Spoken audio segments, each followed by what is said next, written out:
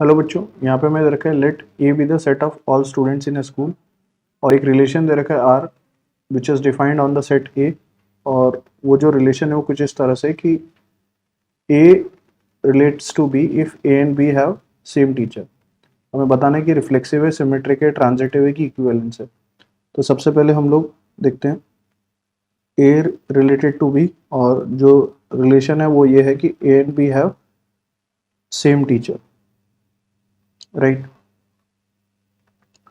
तो बेसिकली अगर हम यहाँ से देखें तो सबसे पहले हम बात करते हैं रिफ्लेक्सिव की।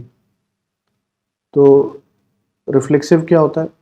लेट से कोई एक ए स्टूडेंट है जो कि किसको बिलोंग कर रहा है, सेट ए को, और ए कॉमा ए हमारा किसको बिलोंग करेगा, आर को। बिकॉज अगर स्टूडेंट सेम है तो टीचर तो सेम होंगे ही, राइट। सो सारे ए कॉमा ए बिलोंग करेंगे आर को, where a belongs to capital A. तो यस, रिलेशन इज हमारा रिफ्लेक्सिव। नाउ अगर हम सिमेट्रिक की बात करें तो सिमेट्रिक में हमारे पास बेसिकली अगर ए रिलेट कर रहा है बी को और बी रिलेट कर रहा है ए को, देन हम सिमेट्रिक बोलते हैं। तो इसका मतलब ये कि a and B have same teacher, a and B have अगर दे रखा है हमें सेम टीचर, तो डेफिनेटली हमारे पास B and A will also have what, same teacher, right.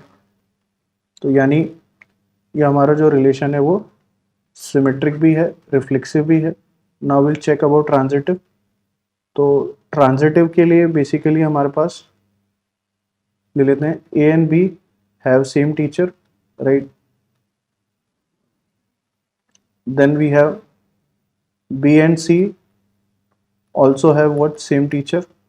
सो अगर हमारे ए एंड सी के भी सेम टीचर होते हैं तो हम क्या बोलेंगे, ट्रांजिटिव। तो यस, ऐसा होगा बिल्कुल, बिकॉज ए और बी के टीचर सेम है, बी और सी के टीचर सेम है, तो डेफिनेटली ए और सी के टीचर क्या होंगे, सेम होंगे। So that means our relation is transitive as well. तो हमारा रिलेशन रिफ्लेक्सिव भी है, सिमेट्रिक भी है और ट्रांजिटिव भी है। और जब वो तीनों होता है तो हम हमारे रिलेशन को क्या बोलते हैं, इक्वी वैलेंस। सो कौन सा ऑप्शन करेक्ट है? Option 4 is correct. I hope you understood it well. Best of luck, thank you.